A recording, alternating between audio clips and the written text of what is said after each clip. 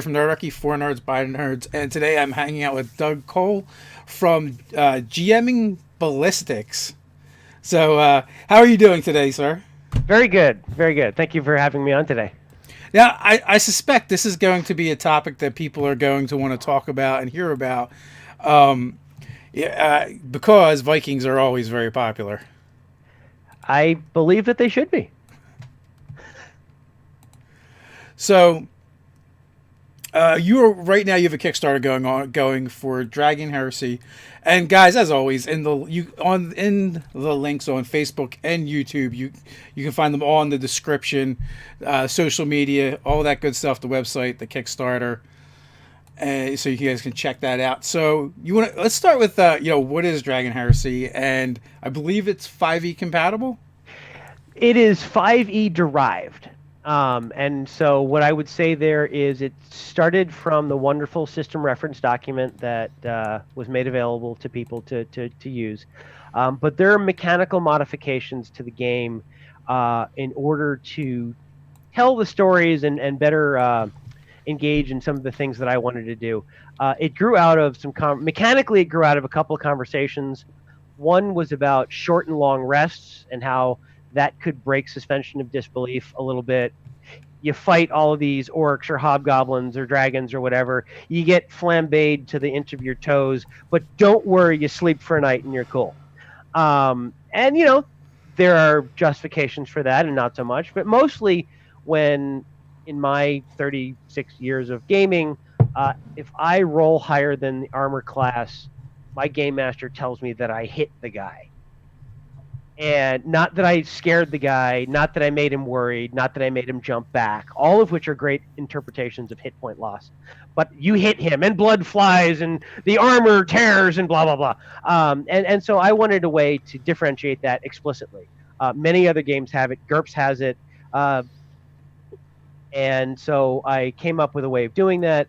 The other thing, though, is as I was talking and learning and playing and doing stuff, I've always had the feeling that shields should be cooler than what they are.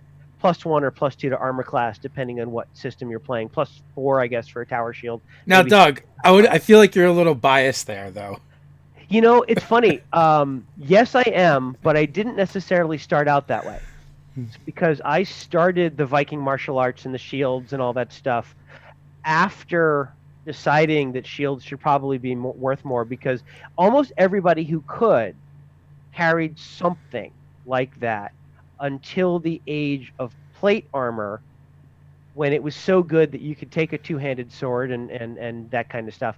But by and large, it was a fantastic defense, and the +5 or 10% that you would get for a +1 or +2 to armor class in a D20 system didn't sit quite right with me. And so what I did was I wanted to find an historical European martial arts class where I could use a shield. And lo and behold, one of the probably fewer than half a dozen Viking martial arts schools that tries to use authentic equipment and recreate the techniques is up the street from me. I mean, I'm in Minnesota.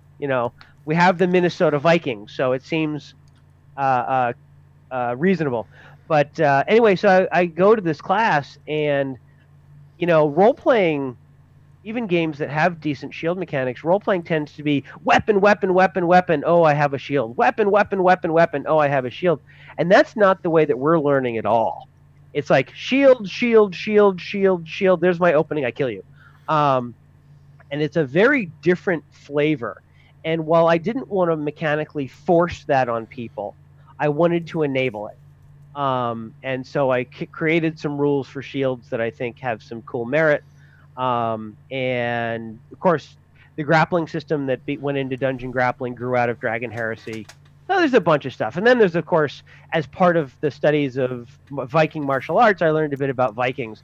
And basically, in a nutshell, Vikings are an old school D&D party. They get in their longship, go to faraway places, kill people, and take their stuff. And they get renowned and are famous for doing so, which describes pretty much every D&D game that I've ever played in, more or less. And so it all grew together, and got the Vikings on the History Channel and the Last Kingdom and Riordan's book. If you're a little on the younger set, you've got the Magnus Chase series. A lot of Vikings out there in pop culture. You've got Thor in the Marvel comics. I see you've got an Avengers shirt on, and so all that came together, and then I started to really get into it and realize that the depth of the mythology and the stories that you can tell with the sagas and the Eddas and that was really cool. And it all just piled together, and I think the all of the mechanical pieces and the story pieces come together and make for really fun games. So it sounds like you really know your history, your lore. You're studying the martial arts. I know my partner Ted had done armor for a while. Mm, And they did a lot of sword fighting, spear fighting. They fought with live steel. yep. Um, Ted is Pinky Bane. He has a couple stories where he has a story where he was like working on aggression when it came to fighting, and like he wasn't good at it, so like someone took a session with him and did nothing but that, and his very next one, two guys back to back just broke their pinkies. So and at that point he threw down his gauntlets. Is like, I'm done for the night. Yeah, it's, at some point you just got to stop. Yeah, so that was pretty funny. No, so but you're studying Viking specifically. It's very specific. It is a Viking martial arts school, and it is not a reenactment, which is more of, you're trying to recreate the battles, and you get out there with your Yeah, shield yeah, and your you're shield you're wall, you're and learning from the historical you're text or trying to whatever's learn left. from, yeah, and there aren't many, and so, right, it's the Dark Ages, which is somewhat misnamed and somewhat not. The Vikings didn't write a lot down during the Viking Age. The sagas and stuff were a couple hundred years later. um, and so what we're trying to do has a lot of physical archaeology to it. We know the swords were this shape and this weight. We have found fragments of shields and helmets, one piece of mail armor or something like that, right? There's a relative paucity of historical, but we've tried to rebuild the equipment from that and then say, okay, if the shield is 8 millimeters of wood near the boss and only 2 or 3 millimeters at the edge, and covered in hide, are you going to put it face on? Well, no, you're not, because it's too thin to take a blow. So how do you do it? You hold it edge on, which helps you maintain distance but still gives you cover. It's just a lot of subtle things that I'm just finding fascinating. And then, of course, we make a lot of our own stuff. And that's how I got into making and selling shields. And that's one of the high reward level rewards for the Kickstarter. You buy a authentic Viking shield and you get the book for free. Um, Like, but go ahead. Sorry. I was just gonna say, when they would duel, and when they would duel, they would use multiple shields, right? Because the shields would break, and That they was get a Yeah. replacement. That's right. They're more robust than you think, though. Yeah. It's the old growth, because you have to remember, you don't go to Viking Home Depot, glue a couple pre-built planks together with Elmers, and then throw some garden hose around it to make a shield. You go and cut down a tree, and that tree has probably been growing for hundreds of years, and then you cut it into planks with an axe. So you don't have the damage and the grain patterns that our common lumber has. It's really tight, it's very stable, and it's not kiln dried. So it's very spongy wood. And so it'll trap a sword like a corkboard. Now, if you swing a Dane axe at it, you are in deep, deep trouble. But if you swing a sword and you catch it on the grain on the edge of the shield, it'll embed a couple inches and it sticks there. And then you twist the shield and you disarm the guy because you're at the end of a foot and a half. It just plays out differently than you'd think, and it's been very eye opening to me. Hey, this is a cool way of looking at the fighting styles of the day, that I would have thought of had I not tried it. Have you compared like the Roman Legionnaire shield, the Viking shield, and different medieval shields? I have not like physically built them all, but like the I do know that the Roman shield, um, the scutum, I believe it's called, it can be 25 pounds. It's 45 inches tall. It's in a big curve that's like 30 or 35 inches wide left to right, but the arc of it is like 40 inches. So some of them were very deeply dished. but it's used very differently. It's held close to the body in a line, and there you really did have a shield wall, and they wrote everything down. They were really good at leaving records, and so it's those are used very differently. The Greek aspis were used very differently. They had a strap, and they were used close to the body.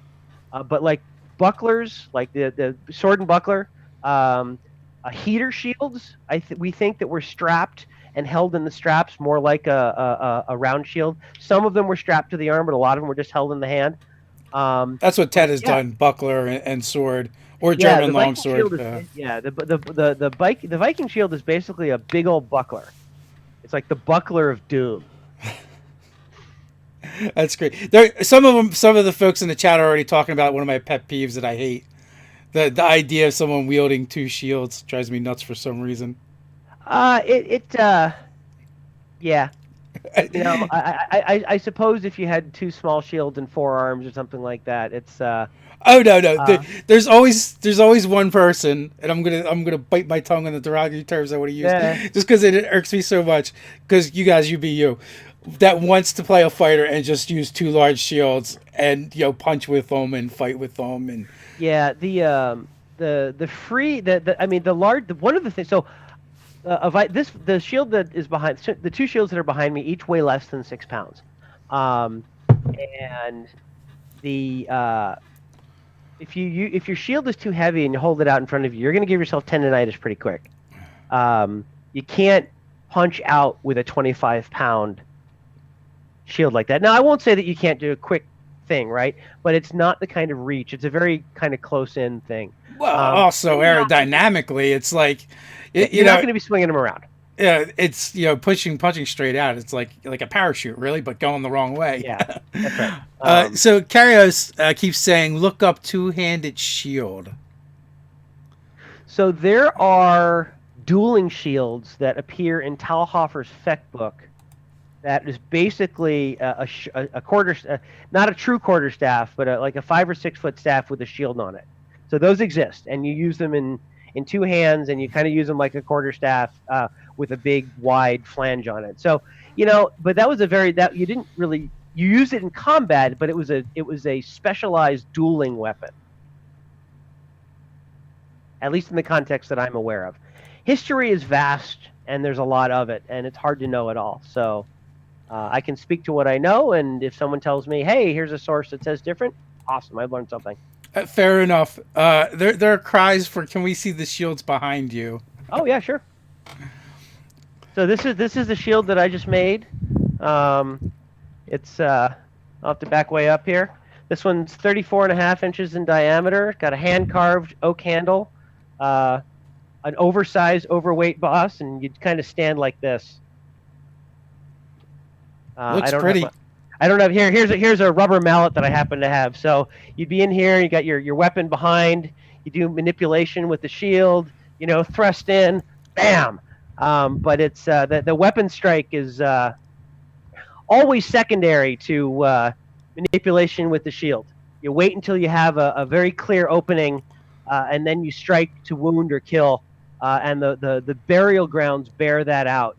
Lots and lots of bone deep wounds on arms and legs, even behind the shield arm, because you can manipulate that and flick the sword underneath and slash the forearm that's holding the shield. Yeah, I imagine too. Like it's just especially a large shield is good for deceiving your opponent, hiding your movements, things like that. It would be really effective. But at the end of the day, it's still not quite as effective as running someone through with a sword. They're disabling attacks. They're not necessarily. They can be lethal, but not as lethal as that's right. stabbing. No, that's right. One of the. I mean, and it's very clear that what you're doing with that shield, although you can strike with it. If you see my Kickstarter videos, there's a second video that I did where I'm throwing an axe, and I've got some sparring in there, and you can check that out. But if you look closely, I've got a big red bloody streak across my nose because I was going in for a hit, and my partner at the time decided that he really didn't want to get beat 3-0. So he overreacted and did what we call breaking pace, because you're trying to go slow enough that you can do everything in control. But he was not going to get that third hit, and he absolutely just jammed the edge of the shield right into the bridge of my nose. If only a culture came up with a helmet with some protection right over. Oh wait, they all did. Yeah. But anyway, but I caught it right across the bridge of the nose, and it left a nice little bloody thing. So I'm like, oh, that's topical. That's I cool. I So I think left that it. was the Viking equivalent of a cup check. Pretty much, pretty much. But yeah, in any case, you can bash with the edge very effectively, even when they're thin. Um, it, we don't do much with the boss. It's a lot less. Um, we don't do as much with the boss. I've seen some styles that attempt to, where you kind of hold it face on, and then if someone attacks, you use the boss to redirect it and then come around. Um, okay, fine, right? There's no record, so it's hard to say. But that's not how the later sword and buckler stuff went, and one tends to flow to the other, and so whatever. But anyway, in the game, just to talk about actual Dragon Heresy, you can use the thing is with the grappling rules, what you're doing with the shield manipulation and shield binding is you're effectively grappling, and you're building up control of the other person's shield and potentially weapon. And so what you would do in order to represent that, if you choose to do so in the Dragon Heresy game, is you would roll grappling attacks with your shield. And as you score control points, your opponent would have to do a counter grapple to reduce the control and get out of a restrained or a grappled piece. Or you could just say, oh, I step back. And the game master would have to say, yes, you can absolutely step back out of shield-to-shield contact and not be penalized for it. And that would nullify the advantage of the control points. But you build up enough control points, you can attack with advantage and your foe is attacking at disadvantage, and then you get that extra strike. And that's how you would do it. On the defense, if you exceed the threat DC but not the hit DC, and that's one of the mechanical innovations. Actually, I think that one actually is an innovation, but I'm sure someone's done it somewhere. It's really hard not to reinvent the wheel in a hobby as diverse and tinker prone as ours. But if you meet the threat DC, you've thrown a blow that forces your opponent to react to it. If you exceed the hit DC, you've gotten in anyway, and now you're hitting armor or you're striking flesh, and you'll take wounds on that unless you use your reaction to do a frantic defense. Anyway, if you exceed the threat DC but not the hit DC, you can take the blow on your shield, and the damage goes into the shield. And if it exceeds a DR, a damage reduction of about 5, the shield takes some damage, 3 hits and you're out, but it goes into the shield instead of you. And so you can sacrifice your shield over time to take blows that might otherwise sap your vigor or cause wounds. So how easy is it to pull things in from 5e or pull things from Dragon Heresy into 5e? I would say it's very easy because other than the threat DC, hit DC, wounds vigor, and wounds vigor is really easy to convert. The threat DC, hit DC, DR is very easy. The patterns are blindingly obvious. And one of my playtests, I purposely grabbed a module. I think it was called Crown of the Dragon, Crown of the King, or Crown of the Goblin King, or something like that. But I grabbed a 5e module and converted it on the fly as a test to see if I could. And I could. The players didn't notice, right? It's like, oh, here's a monster. Oh, I have that monster written up. The stats are all there. So you can just play it. So they cross over pretty well. The only thing that requires a little bit of thought is converting between wounds and vigor for spells, which is fairly straightforward. More or less, if it's a damaging spell, divide the damage in half, right? So if you have an 8d6 fireball, it's a 4d6 damage. But if you fail your saving throw, you take wounds, which is bad. And if you make your saving throw, you take vigor, which you usually have a lot of. Vigor is basically hit points. And wounds, though, is your constitution score plus your strength bonus. So even a level 20 barbarian with 24 strength and 24 strength and 24 constitution would only have 31 wounds. And once you get above your wound maximum, you're dead or dying. And so you can go unconscious at half your wound maximum. So a couple of good blows with a sword or an axe, and even a high level barbarian is looking to die. But they're going to have hundreds of vigor with which to absorb all of those attacks. So the vigor is your luck, your skill, your active defenses, your movement, all those things that tire you out but make a lot of sense to come back with a short rest or a long rest. But if you get chopped, it's going to take magic or surgery or whatever to get better. And so once you start taking wounds, those tend to be persistent. They don't get better by having a cup of coffee, taking a night's sleep, and a kiss from your mom. Those require more effort and get debilitating really quickly. If you take a wound, for example, especially animals, if they take wounds, they have to make a morale check. It's a charisma check. And if they fail, they're going to run. Most predators that are attacking you are not looking to fight. They're looking to eat. So they're going to attack from surprise, grab you, try and strangle you. But they're not looking for a battle unless it's mating season or they're protecting their young. So the morale check provides another dimension of conflict resolution and conflict separation that has proven really neat in play. And again, it's not new, right? Old D&D, old D&D had morale checks, and I think most versions do. But having it an explicit part, when you take a wound, you need to have a gut check to see if you're really interested in this fight. And for the GM will say, failed morale check. Either they're going to stay and fight but at disadvantage, or they're going to run. The player, if you're demoralized, you fight and you do offensive things at disadvantage, but defensive things you're not penalized. Right? So you can defend yourself. It's always in your interest to defend yourself, but being demoralized, you're disadvantaged for offensive, aggressive action. But if you're running away, if you're defending yourself, you're not penalized for that. So as long as you role play the morale that happens, and you're right, early editions did have morale. I always try to play morale with my monsters and my animals. Like, no one wants to die for the most part. Yeah, especially for somebody else's cause or a non-existent cause. They're out. That's right. And so but that's the other thing is a leader, like a commander, a fighter subclass is in the Dragon Heresy's commander, can do a leadership check. So if you've demoralized troops, you can do an intimidation check, but it's a positive intimidation check. Raw forward! Oh, I made my thing, and you can get that demoralized condition taken away. So there's a couple of mechanical hooks for good role playing that are attached to particular character classes. Now, always, rule of cool: don't pick up the dice if you don't have to.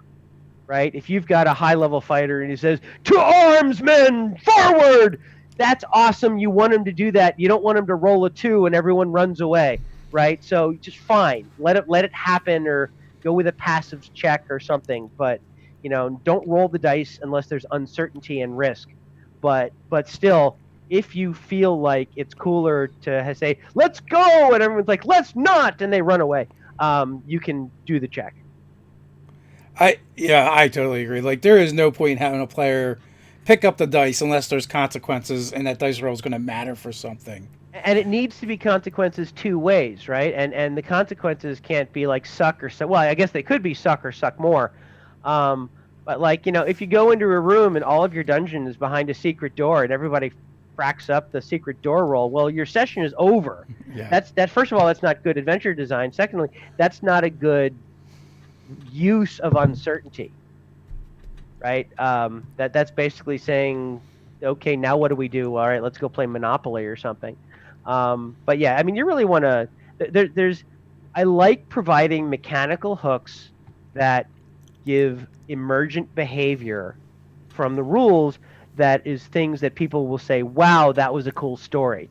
That being said, when I run the game, if someone's like, "Hey, can I do this with my shield? Can I use this to grapple, or can I block for this guy?" Or, "Hey, what if I want to break your grapple by chopping this tentacle with my axe?" I'm like, abso-frackin-lutely. I didn't write it in the rule book, but that's a great idea. Let's do it. And if the rules are robust enough, the rule that you would make on the fly is the rule that you would write down. Now, I want to say, folks watching, in the chat, or if you're seeing this later, definitely go look at the Kickstarter and look at the art. That was one of the things that really stood out to me is the art that you have on the Kickstarter page, and like the mock-up for the way you're doing your books and all that. And, we were talking a little bit beforehand. We plan on doing a Kickstarter in the next couple of months or so, and I looking at your page, I'm like, yeah, that I love the way how like I'm looking at it, and I can see what my book's going to look like. You know what you're gonna get. You know what you're gonna get. I have a thing about when I launch a Kickstarter, the writing is always done. I usually have a preliminary layout pass. Usually the editing and all of the art isn't done, but for this one, I was able to. I mean, I've been working on Dragon Heresy for the better part of 2 years. The introductory set is level 1 through 5, and it's a slimmer set of options to get you used to the world, get you used to the fighting, the mechanics, and to give some really good stories that you can tell at those beginning levels of play, which are really fun, right? I mean, those lower levels of play with the different rule sets are really fun, and but I wanted it to be there and be cool, and I've condensed 400,000 words, which is like 690 pages, into 256 by taking out the higher level stuff, the higher level spells, and distilling it down to what's necessary. But it's done. I did a preliminary editing pass. I had, Ken Hite did a little bit of editing and commentary. It's with my editor now. I hope to get a new editor now. I hope to get that fully done before the funds settle, so that I can put together the PDF. And so I can tell you this: everybody who backs this project, the day the Kickstarter funds settle, will get a playable game with everything that I have said is going to be in that game that day. It may not be perfectly edited. The art and layout might change for the final copy. If someone comes back to me and says, hey, here's something that happened and it didn't work, but we did this instead and it did work, I can make some adjustments. Hopefully there won't be much of that, but I can fix errata, all that stuff. But the day that the Kickstarter funds settle, you will get a playable game. And then I'm going to wait 4 or 6 weeks to get feedback, correct any errors that come up, and then I'll send out for print. I hope that we get to the $16,000 offset print. I've got some great bids. I want a book that is glorious to touch and to read. My layout has always been color, but that's very, very expensive. A 256-page book on drive-through costs like $36 per copy with no profit built in. That's the printing cost. So it's very expensive to do color POD. And if we get to the 16K, I think that I can do a color offset run where everybody wins. Cool. That is impressive. Getting the thing that day. I've had other people talk about Kickstarters, and they're like, "We got ideas," and like it's things that I've been really excited about in the past. And then I listen to them talk, and and I'm like, "Wow, this doesn't sound like this is all that done yet." So now they might still pull it off and do an amazing job, but compared to when someone's like, "Yeah." This is like that day you're going to get the thing. You're going to get a PDF that you can use and start playing with. That's good. Yep. And that's even like with us looking at our own stuff, we had to make those internal decisions. How far completed should the project be before you even bring it to Kickstarter? And we were definitely like, what, we want this pretty much written. Take a look at what you're doing. If you want some unsolicited advice, take a look at what you're doing. Do everything that you can without risking your livelihood. If you have someone with layout skills, let them do layout. If you have a good writer, let them write. Force them to write. If you have some preliminary art that's either stock art or that you can pre-commission, do that. If you're going to do a Kickstarter, like if I were to do my 3 full volume, 800-page, full-on deluxe set, level 1 through 20, all the world building, all the other countries, all the stuff that isn't really required to play the game, but I did because I've been at this for a while. If I did all that, I'd need like $120,000 to bring that to fruition. Almost all of that is art.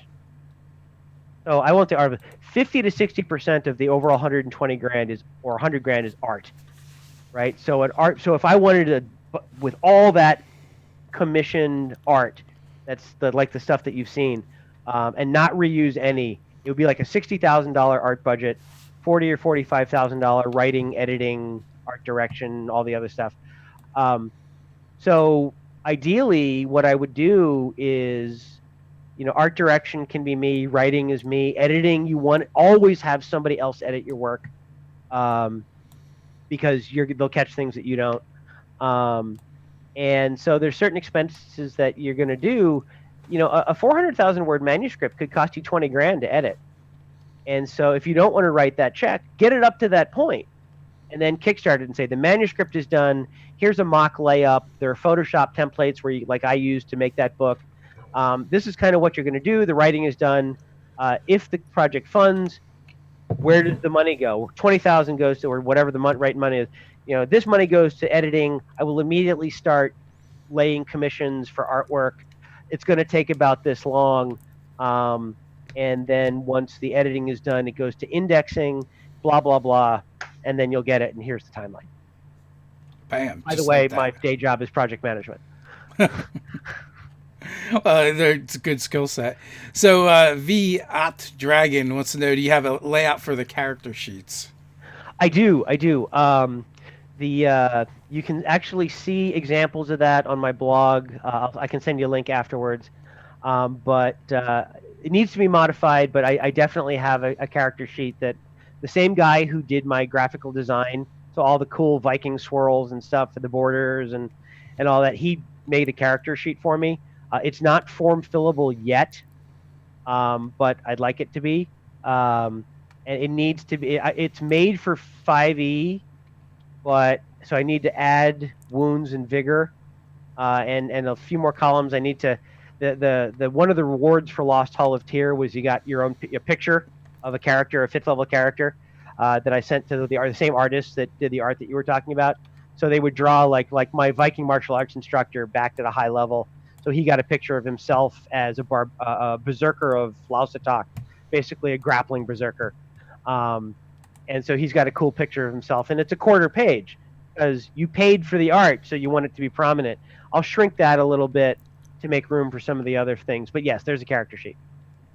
And there is a link to your blog, to your website in the description. So I'm sure that most websites have a search feature, so you could probably punch it in there and find it for sure. Yep. So what have you done to make this game feel like a Viking game? So the part of it is just that the culture itself, when you read about the human race and the dwarf race, and my dwarves are not tiny bearded Scotsmen, they look like granite countertops, right? Their skin is all patterned like stone, and they're mostly hairless. So they're different. I wanted different dwarves, but in any case, the culture, right? Some of the things that you'll read about when you're reading about humans and dwarves, but humans in particular, you'll read about the importance of blood debt and vengeance. You'll read about the Viking Norse culture, raiding, going out on raids and proving your worth is a big deal. So it's not a lot of mechanical support per se. Enforcing culture through a role-playing mechanics is meh.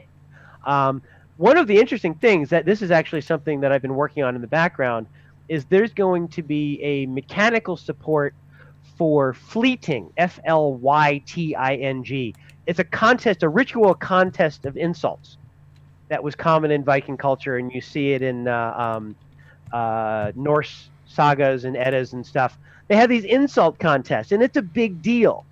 And it's probably going to be resolved with the same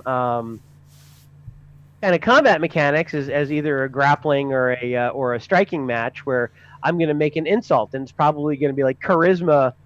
Your attack is your attack is going to be based on charisma, right? Because that's your force of personality. Maybe you get a bonus for intellect or intelligence or something. But you'll make an insult, and your opponent will have to roll a saving throw. And if he fails a saving throw, he's going to take damage to his reputation, right? And you get to a certain point, and you're like, oh, I've been fleeted, I've been insulted, and you win the contest, right? So, but that was an important ritual, and it also, I just wrote an article about this on my blog. Excuse me. But having ways of resolving conflicts or engaging in conflict that aren't I draw my sword and kill you is an important part of bringing some immersion to the system, because if every conflict, even if like you're talking to somebody in a bar and you don't like the way they look at you, or someone is an NPC is inappropriately pinching a waitress or something and you want to give them the smackdown, um,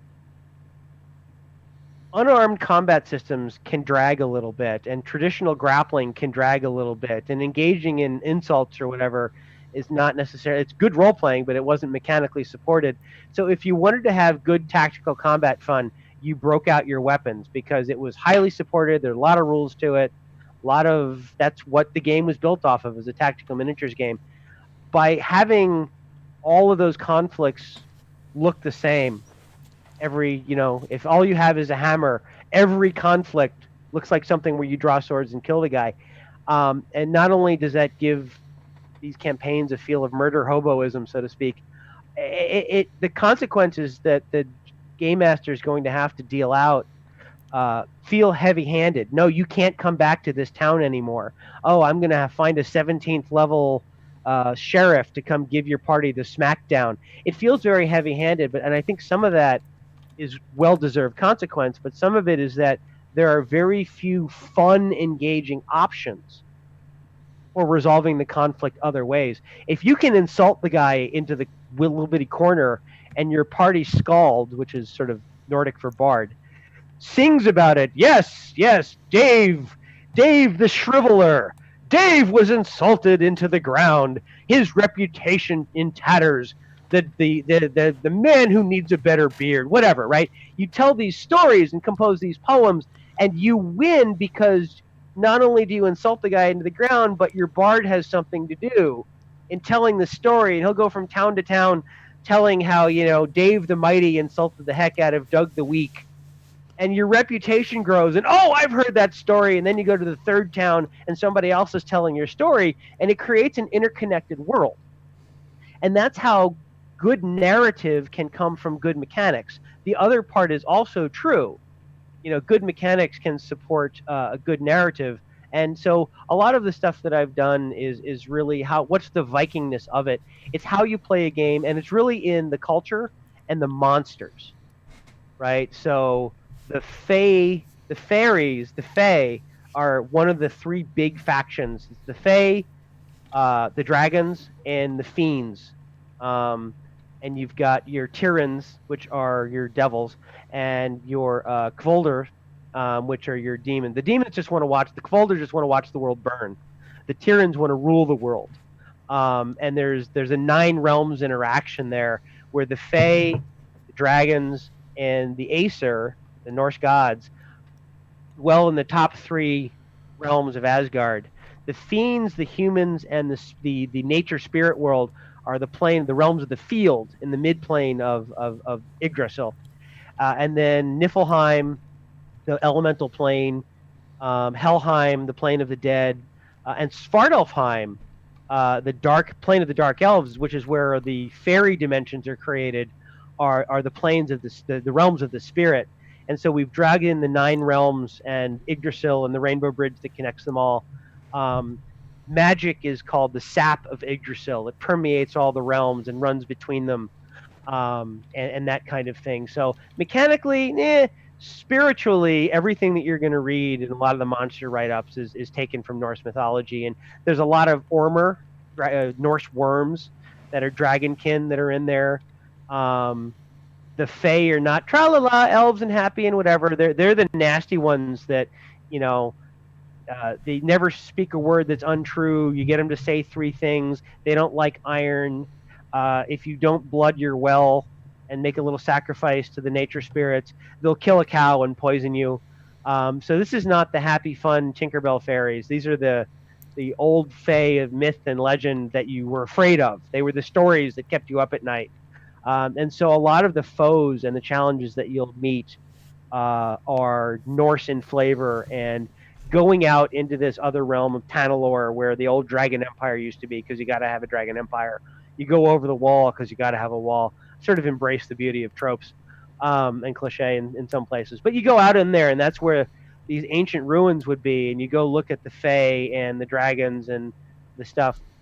And that's really where it comes into, is what challenges are you fighting? What's the cultural expectations of the land that you're in? Part of your role as you get to higher and higher levels is, Alex Macris of Adventure Conquer King gave me permission to convert his domain rules, and that's really a higher level thing. It'll either be a separate supplement or hopefully a deluxe set one day, whatever. But all of that cool stuff is baked into the world. And no, I didn't write you need to fight like a Viking, but like fighting styles. There's more support for shield fighting. There's a speed. If you have the martial spear fighting style, a spear is now a 1d8 instead of 1d6. Plus, you get reach.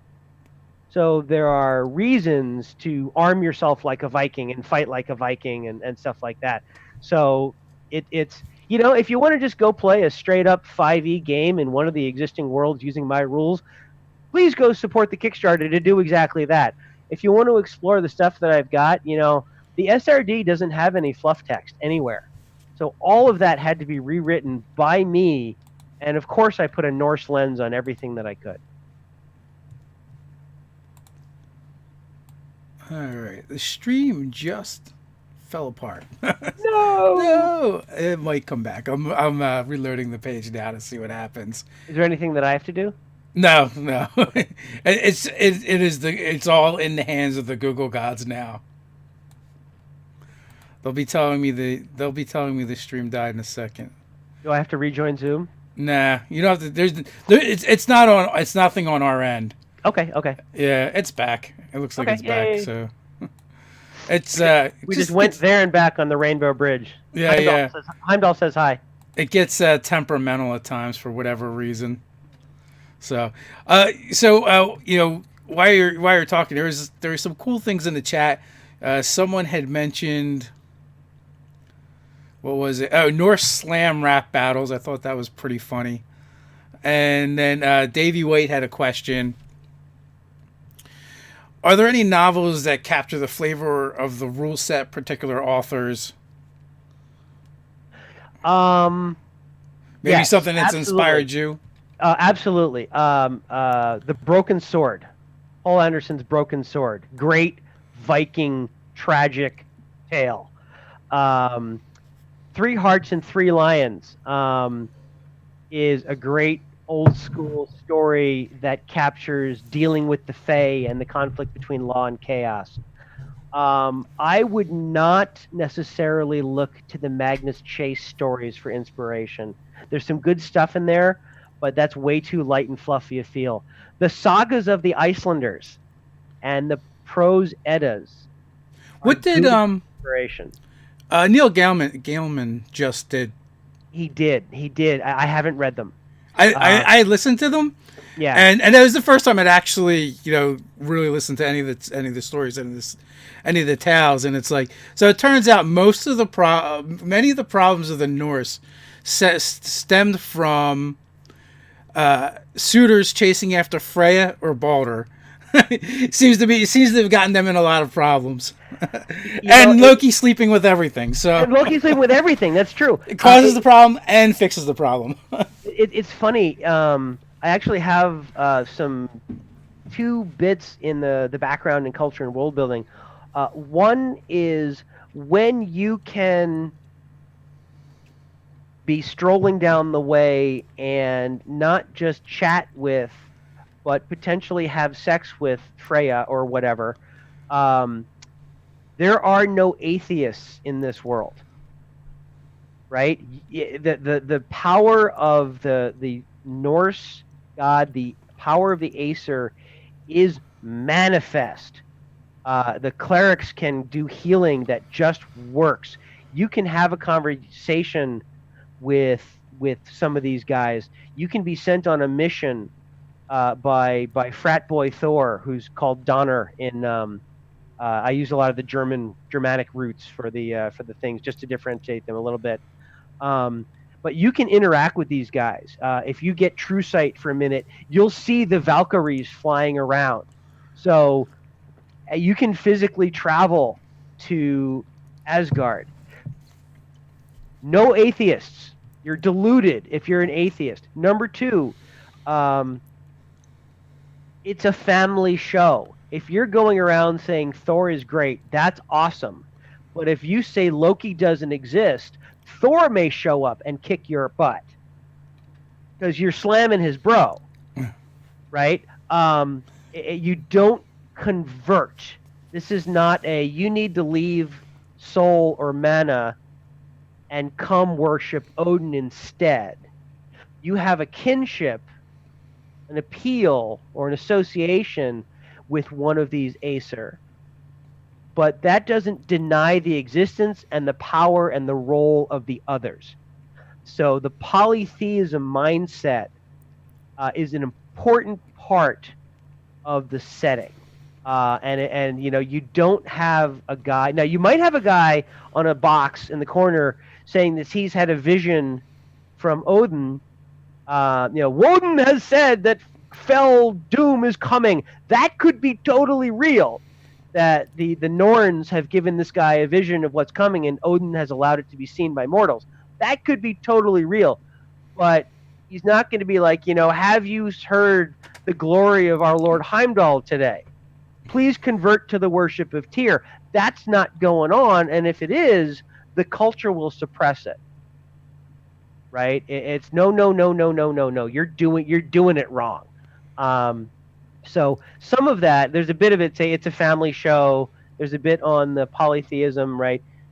The world that I'm playing in is called Etera, which is of course just a variant on the word Earth. But the world is called Etera, and it was in fact created by the Norse gods. That is a firm part of this world's cosmology. There's no doubt on that. It actually happened.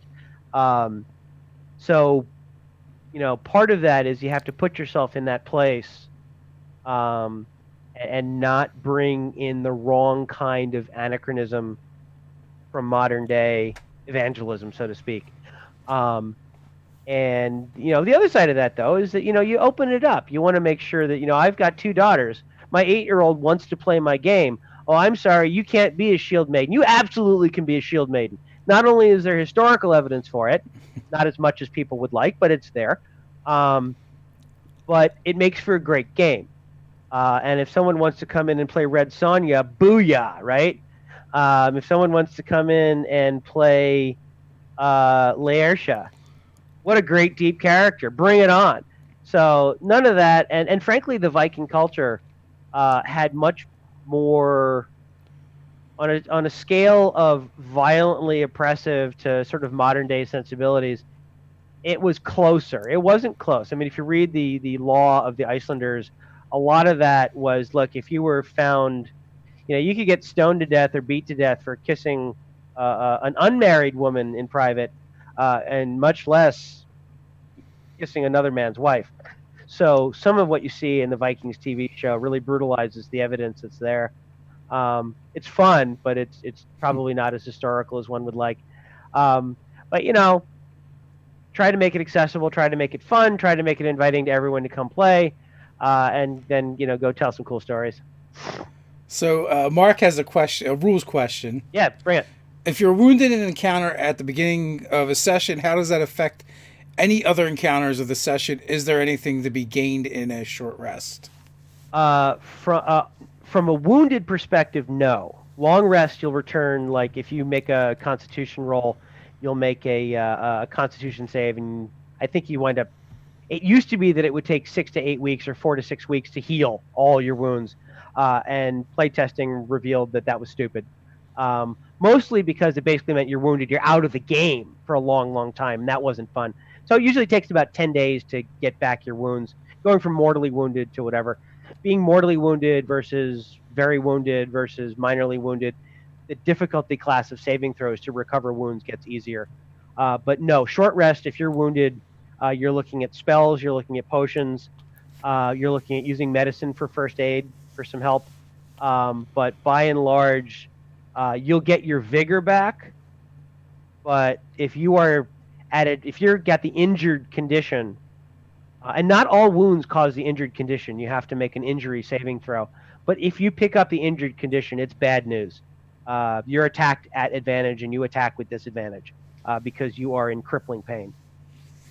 So Paul Jamal wants to know: do you use the concept of weird in your world? No.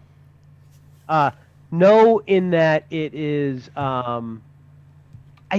I could be wrong about this. I believe weird is a Gaelic Irish derivation, Welsh maybe. I don't know that it was strictly Viking. Now, fate, absolutely.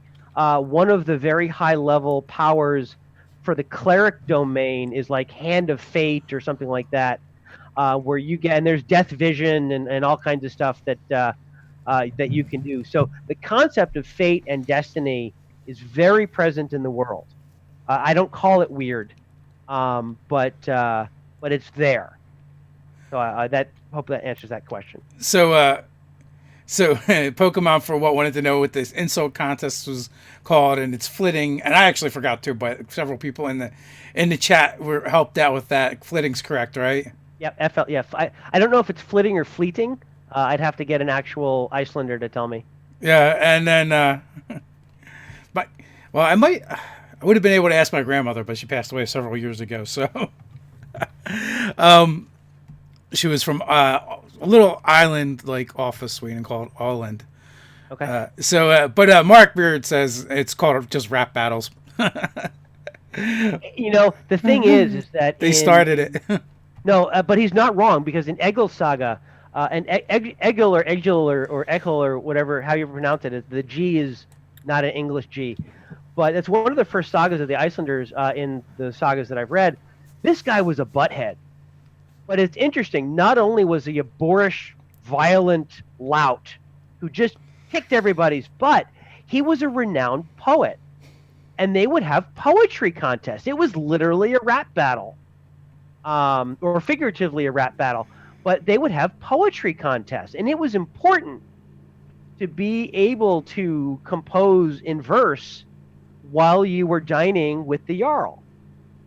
And so to have that in there, fleeting and poetry rap battles basically, is entirely appropriate. So there's a couple more questions coming in too. So Kyle wants to know: do you involve the Kraken in your setting? Since most people aren't aware, it's actually a Norse, not Greek, myth from mythology. Yes, there is actually one of the very high level powers of the clerical domain of Norther, the god of sea and mercantilism, is Losa Kraken, where you can summon the Kraken. It's not in the introductory set because it's a challenge level ridiculous creature, but it's in there, and the clerics of the sea can call the Kraken to their bidding, but it's a little risky. One would expect. James Leslie wants to know: how big is the shield at the top tier backer level? If you are at that level, it will be up to 35.5 inches. It will be half your height. Every one of them will be made by me for you. So if you're 5'10", it'll be 35 inches in diameter. That's actually pretty cool. So they're all custom, and it's not one size fits all. It is not. It is not. I can't make it more than about 35.5 inches because the shipping is absolutely ridiculous. The shipping on a 36-inch by 36-inch by 5-inch is reasonable, and I can absorb that.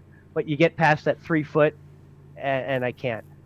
So what I'm hearing is, if you're really, really tall, it's your own fault. Well, yeah, a little bit. Now, that being said, if you are from Minnesota or you can meet me somewhere where I can drive it to you, I will make you a bigger shield. I just can't ship it to you. Like there's a guy in the Viking encampment in the Minnesota Renfest who is maybe interested in getting a shield from me. He's 6'10", Yeah. Wow. Right? So that would be what a 41-inch diameter shield. I can make that shield, and I will make that shield. It'll be the biggest shield I've ever made. I'll make that shield for him, but and I've got the boss for it right here. Oh, I had the boss for it right here. Where'd the boss go? All right. Oh, I built it into a shield. That's where the boss went. Um, but yeah, I will build you that shield, but I can't ship it to you for less than $1 gazillion. Raven wants to know about Helhest wandering around the graveyards. About whom? Helhest? Hellhest. Yeah, it's I'm spelled unfamiliar with that one. Hele or HL. Ugh, can't talk. I'm sorry. Helhests. Interesting. Let me sidestep that a little bit. There is a very robust undead section in the introductory set. You've got Vater, you've got Wraither, both of them Norse origin. White and Wraith come from Vater and Wraither, Norse words. You've got some modified spirits, like Will o' the Wisp, which is very Scottish. Got a repurpose. They are the destroyed, angry souls of wraiths and wights that have been banished. Zombies and skeletons wandering around. Let me bring up my monster book, just because I've got it laid out here. Undead. But yeah, undead are very important in Norse culture, and so there are a lot of them. And what do we got there? Keep going. Sorry, I don't want to waste too much. There we go. Undead. We've got ghouls. We've got Hater. I can't even pronounce my own stuff. Haterlios. Yeah, the remains of an angry, violent spirit, usually a Vater that's been destroyed in body but not extinguished. There's Wraithers, skeletons, something called a Skoogie, an undead shadow of a creature killed by magic under rare, fortuitous circumstances. Zombies, which can be raised by Wraithers. Yeah, those guys. I thought that there was got skeletons. I thought that I think I took the restless. I had to make some hard choices in what I included to get the book down to a publishable, affordable size. So those are some of the undead. Bloodthirster. There's vampires.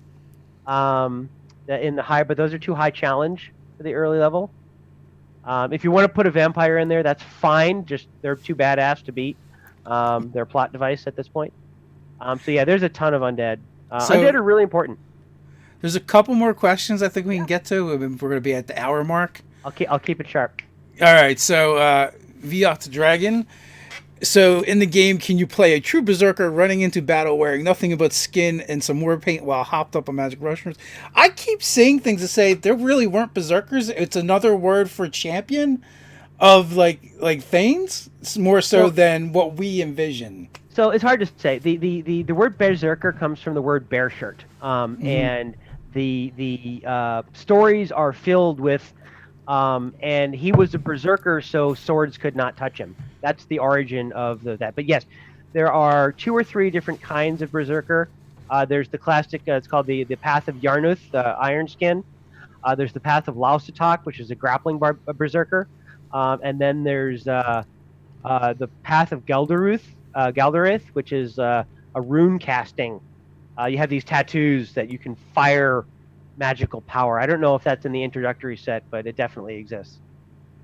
So there are many ways, and your unarmored defense provides you actual damage reduction the same way that armor does. So you can take sword blows, and you've also got the resistance that berserkers usually have. So yes, berserkers are well supported. They're so important to the stories that they're one of the core classes in the intro set.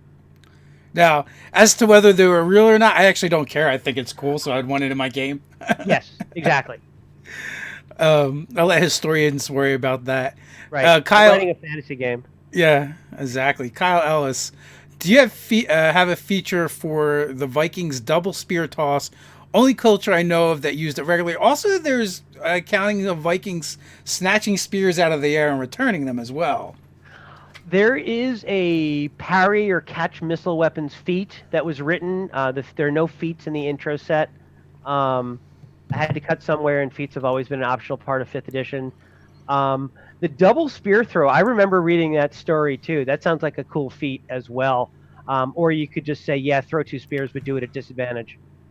Yeah, I remember reading the story, and it taught talking about the one person doing speaking it, and as my father did before me, and then and they tell him throwing the double spears and Right. also Yep. catching them out of the air and returning. Right. But I feel like I read that like 10 years ago, so I couldn't Yeah, even begin. the knocking a spear out of the air is something I've done.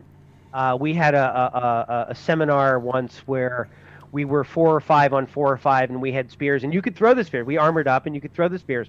And I had a padded sword, and someone chucked a spear at me, and you knock it down. So that's legit. Catching it would be legit.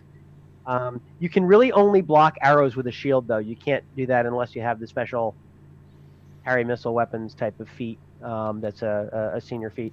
But yeah, arrows get really nasty in this game because they're considered swift attacks. And if you don't have a shield, the only thing you can do against an arrow is throw yourself out of the way. So it's arrows get nasty in Dragon Heresy in a way that they're not. 2-weapon fighters are disadvantaged against an arrow storm. I don't mean that in a mechanical sense.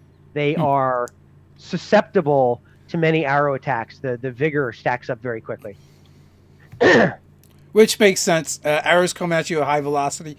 Spears are big clunky weapons, and once you start getting towards the end of the velocity, it makes sense. They become a lot easier to catch.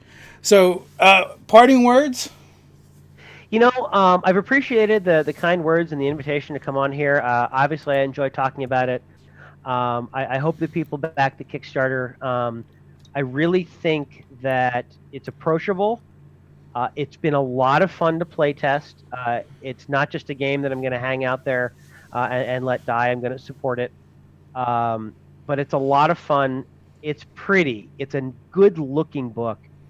And I really hope you check it out. I mean, it's we're funded. We're funded at over 200%. So it's going to get made.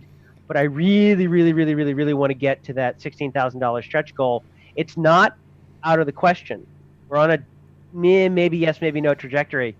Because I really think that an offset print run of a full color book, and frankly, I think, and I'll announce this here, so to speak. Well, sort of 2 announcements, I guess. One is for the people who are pledging the $100 level. If we go for an offset print run, I will send you 2 copies of the book instead of 1. Number 2 is most likely, if you pledge at the Skjaldhirth level, the shield level, between now and tax day, we'll call it a tax shield, and we'll give you a $50 credit in backer kit towards other stuff.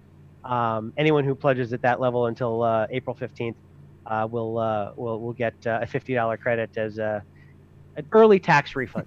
There you go. Yeah, there you go. Nice. I feel like we could have just talked about shields for the whole thing as well.